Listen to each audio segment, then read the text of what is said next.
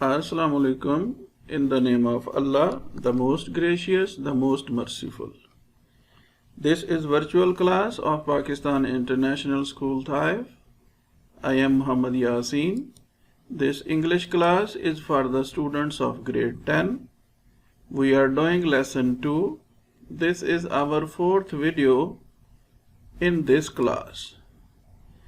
In our today's lesson, we shall learn to write the essay, sports and games. We shall learn to use hyphen correctly. We shall do some exercises of unit 2. Let us start from the essay. Dear students, this essay is taken from your grammar book. It is given on page 47. Dear students, as you know very well, in our essay, first of all, we introduce the title of the essay. Then there is main body of the essay, which contains 3 to 4 main points supporting the title. Then we conclude the title to conclude our essay. Dear students, this essay will be just like a sample. You can add in it, you can leave from it, as you like. I shall read it for you. Let us start. Sports and games play an important role in the development of human personality. They are no less important than food and fresh water. The developed countries like England, Germany, France, and USA have made games an essential part of education in the school level, at the school level. It is interesting to note that there are many nurseries and training centers for games in these countries. They admit boys and girls for necessary training to become future athletes, gymnasts, and sportsmen. No doubt, games and sports are becoming popular in Pakistani schools as well. The facilities, of course, are not adequate at present. The situation is expected to improve in the near future. The Pakistani schoolboys and schoolgirls know fully well the meaning of the proverb, "All work and no play makes Jack a dull boy." They know that their growing bodies need regular physical exercise to keep themselves healthy and fit. General sports include hunting, fishing, riding, cycling, mountaineering is becoming favorite sport of Pakistani schoolboys. In summertime, among the mountain of Murree, Nathia Gully, Sawat, Chitral, Kagan, and the Karakoram Highway. Karakoram Highway is the road, all others are names of cities and places in cities. Let us move to the third part of the essay. A number of school clubs and societies hold athletic contests.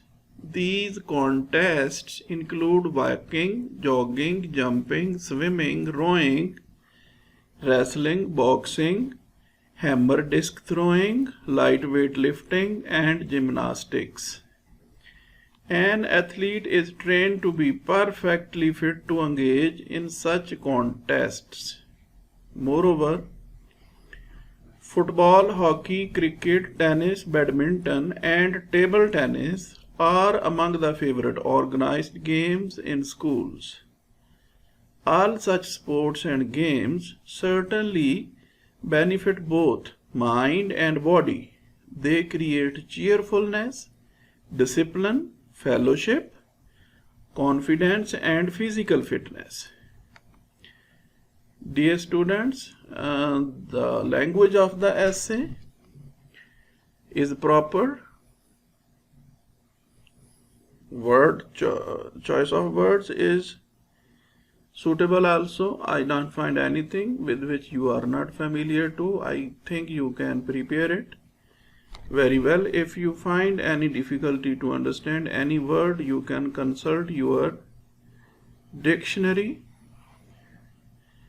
and prepare it for the examination. Dear students, now we shall start exercises of Unit 2. The next exercise is in grammar section. We are going to learn about collective nouns. Dear students, collective noun is a noun like gang, committee, or class that appears singular in formal shape but denote a group of persons or objects is called a collective noun. Dear students, collective nouns are given here. They are like these ones. For example, a gang, a committee, a class. A class is singular noun, but it does not mean single person. A class contains many students, but class is used as a singular noun. Such type of nouns are called collective nouns.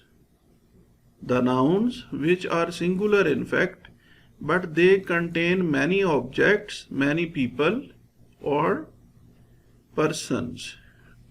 Let us move forward.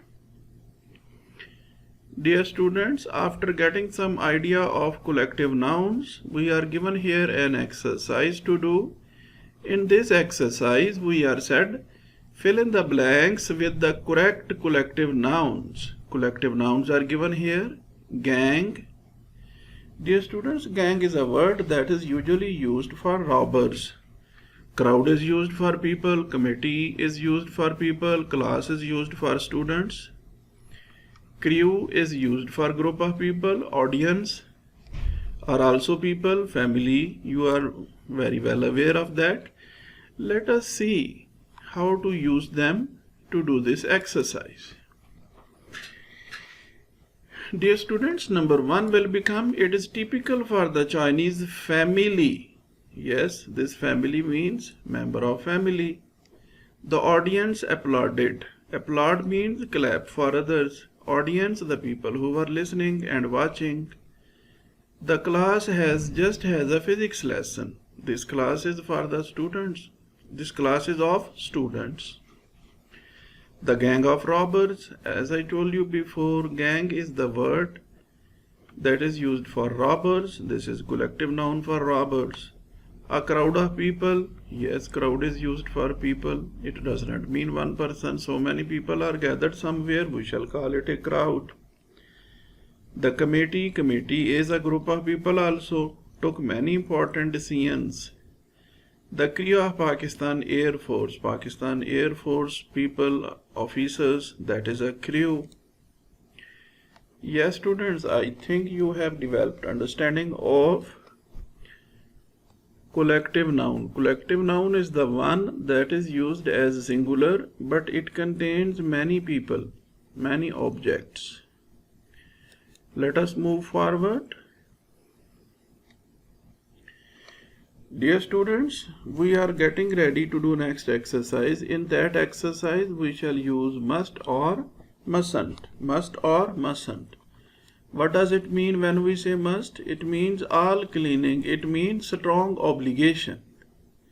Must means strong obligation. For example, sentence is given, all cleaning must be finished before New Year's Day.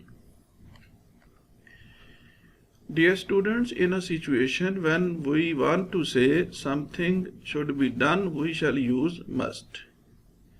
Mustn't means strong prohibition. Prohibition means when we don't want to say, when we don't want to do anything, or when we want someone other don't do it, someone other doesn't do it, then we use it. For example, mother, you mustn't play with matches. I think you know now, must is a positive, must have positive meaning, and mustn't negative. That is used to stop someone doing something. Let us move to the exercise.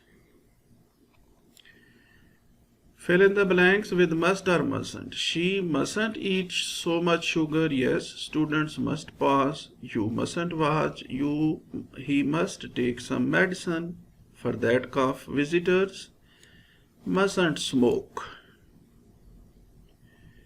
Dear students, we have finished Exercise B, that was to use must and mustn't. Very simple it is. When we think something should be done, we use must, otherwise mustn't. In exercise C, instructions say make the present indefinite or present continuous sentences.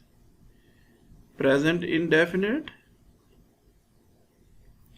and present continuous. You do not like chocolate. She is not studying. Is not studying is present continuous tense.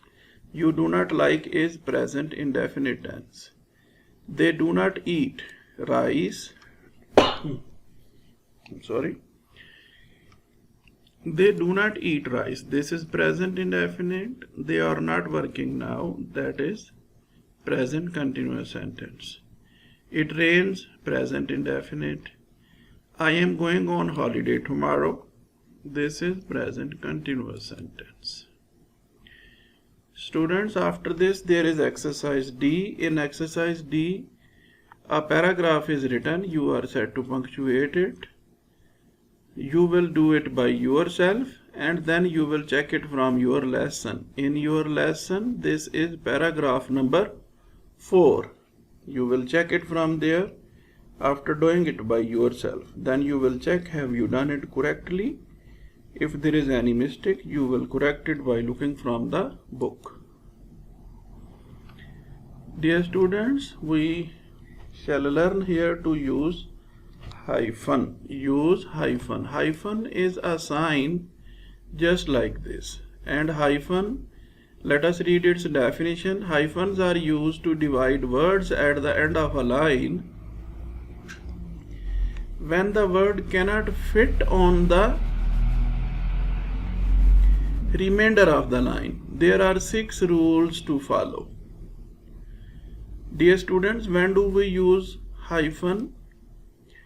We use it to divide the word into 2 parts. For example, if the word is beautiful and at the end of the line the place is not enough to write the word completely, then we shall distribute it. We shall write half of the word on first line and half of the word on second line. And how to divide it into 2 parts? There are specific rules that we are going to study now. Let us try to understand how we can divide a word when the place at the end of a line is not enough to write that word. Then how shall we divide this word into 2 parts? Dear students, rule number 1 is divide the word between syllables. It means that 1 syllable words are never divided. Dear students, if we want to divide, if there are 2 syllables in a word, then we can write 1 syllable on first line and 1 on second line. But if there is 1 syllable only, it cannot be divided. Rule number 2 is the hyphen goes at the end of the first line. Yes, students, if the word has 2 syllables, as I told you, we shall write 1 syllable on first line, 1 syllable on second line, and hyphen will be at the end of first line. We cannot write hyphen at the beginning of second line. No, it cannot be done like this. You can see here support. Support is, if we want to divide support into 2 parts, we shall not write hyphen here. We shall divide the word support like this. This is the correct way. This is the correct way. This is the incorrect way. We shall write sub on the first line, then there will be heighting, and port will be on the second line.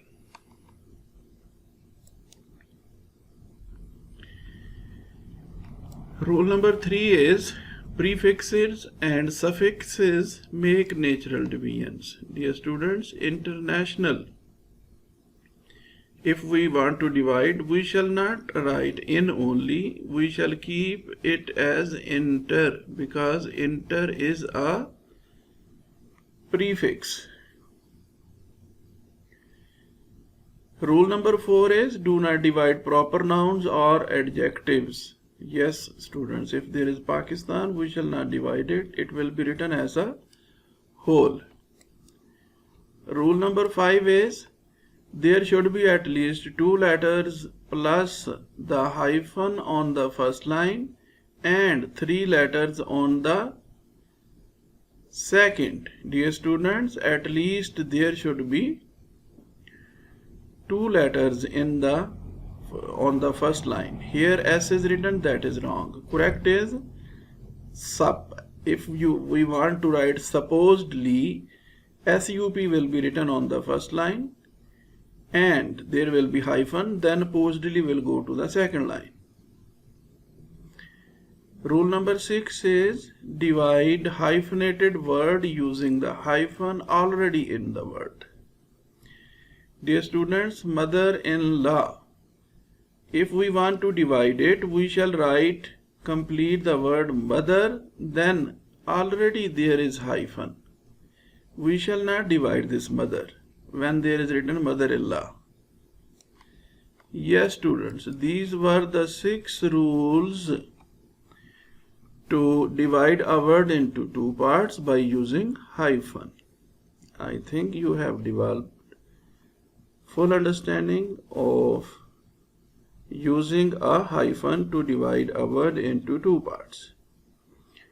Dear students, next is oral communication skill. While learning the language, it is important to learn how to write as well as how to speak. Dear students, in this activity, you are set form groups and discuss the following: festivals, a pleasant break from dull routine of life. Yes, students, when we have festivals, we get a break from our daily life. They benefit us. You must focus on purpose, celebration, significance of festivals. Use the following expressions to give reasons. When you discuss the festivals, you can use the following phrases. The fact is that, it is obvious that, one can say that, and so on. Dear students, when we are in the class, we make groups in the class to discuss such type of topic, to do this activity. As we are not in the class, at home you are alone, but you have a way to discuss it with your friends. You can call your friend on email and do this activity. When you first call your friend, you can discuss with him. Your friend will get ready to discuss with you about the festivals. You can fix a time, and then at a fixed time you can discuss with your friend. That will be the way to do this activity. Let us move forward. Dear students, this is exercise A. Here is written, summarize the lesson by arranging the celebrations of Chinese New Year chronologically. Chronologically means the order in which the incidents happen. First of all, you will write the title of the lesson. Then you will write New Year's Eve celebrations. First you will write before festival what happens, then the events done on that day or during that month, then first day of festival, and after that you will discuss the significance of festival. Yes, students, we shall write the summary. I have divided it into 3 parts. I shall read it for you. Let us read and try to understand what will be the summary of this lesson. Chinese New Year is a holiday that celebrates the beginning of a new year. According to the Chinese lunar calendar, it is an occasion of family gathering, gift giving, and merrymaking. The Chinese families do a thorough cleaning of their houses before New Year's Day to welcome good luck. They do not wear black clothes due to their association with death.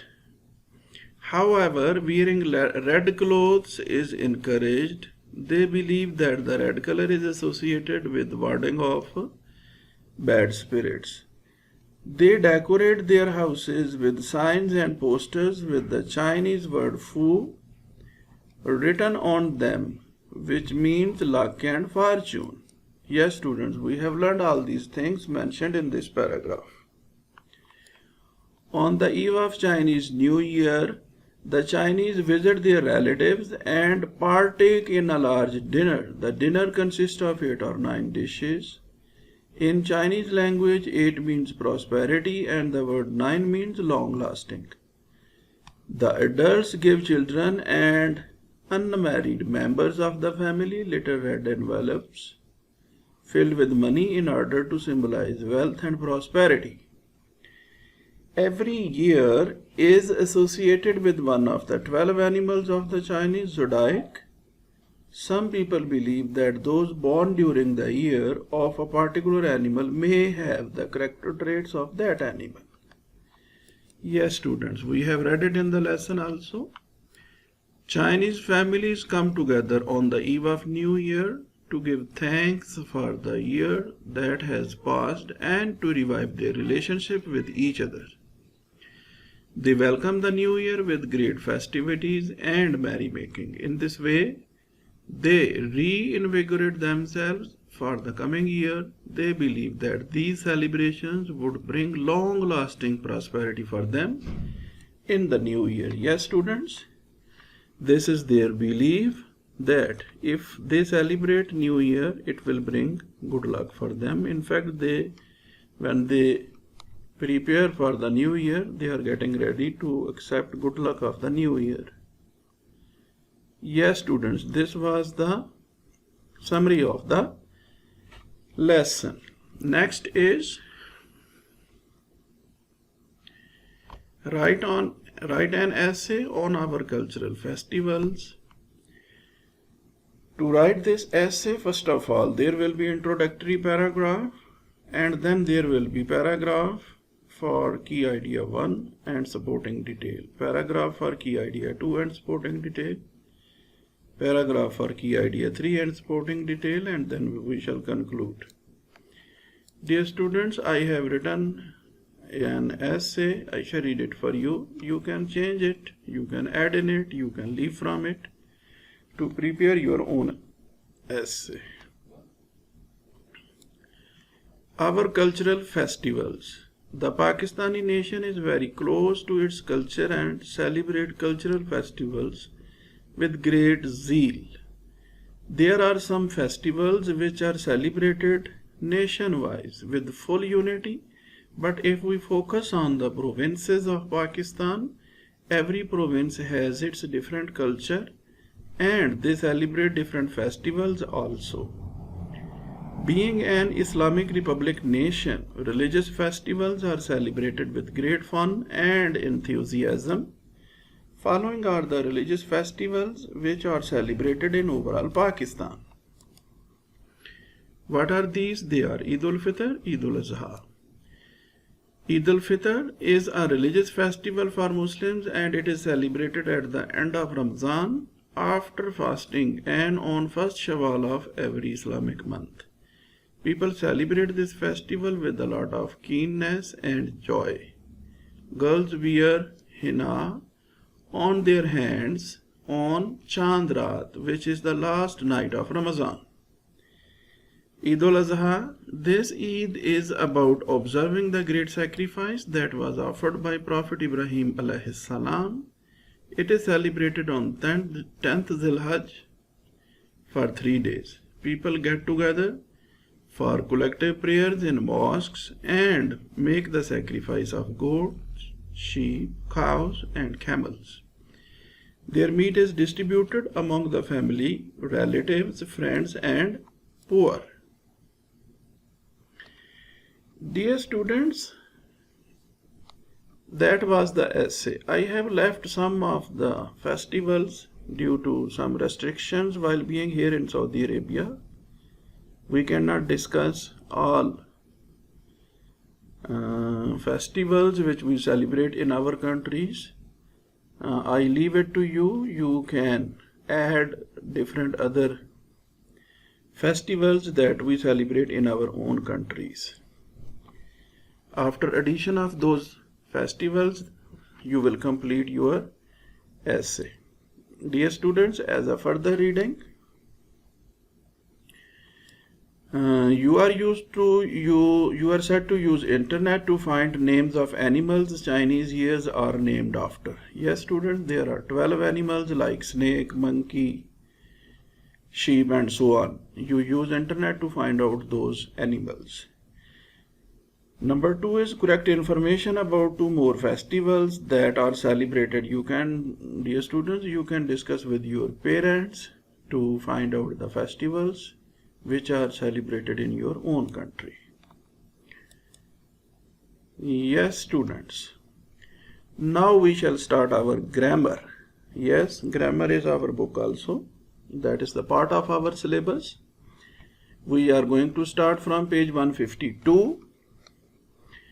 At this page, we shall start from pronoun. A pronoun is a word used instead of noun. It is very simple if you read this definition. And you are very much familiar with the pronoun also. Pronoun is a word that is used instead of noun. That is he, she, it, I, we, you. Dear students, we can divide these pronouns into 7 kinds. There are 7 kinds of these pronouns. You can see here. I shall read for you: personal pronoun, relative pronoun, indefinite pronoun, reflexive pronoun, demonstrative pronoun, interrogative pronoun, and distributive pronoun. Dear students, we shall discuss them one by one. Let us start from personal pronoun. Personal pronoun stands for 3 persons. Personal pronouns stand for person, and person can be of 3 types. It can be first person who is speaking. Personal pronoun can stand for second person who is listening. It can be for the third person, the person who spoken about. Personal pronoun has 3 types: first person, second person, third person. We shall look at the examples. Dear students, first person. First person is I, first person is we. And in possessive case, it becomes my, mine, our, ours. Accusative will be me, us. Just like this. These are the second person examples and these are third person examples. Third person is he, she, it, they. And if it is possessive case, it will become his, her, hers. Accusative case, him, her. Dear students, these are the examples. Yes, students, these are the examples.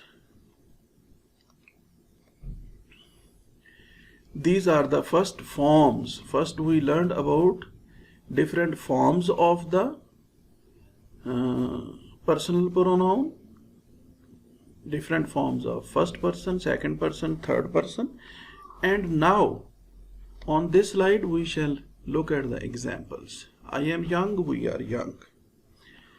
These are the examples of first person. He was talking to me. Me is first person. He was talking of us. Us is first person.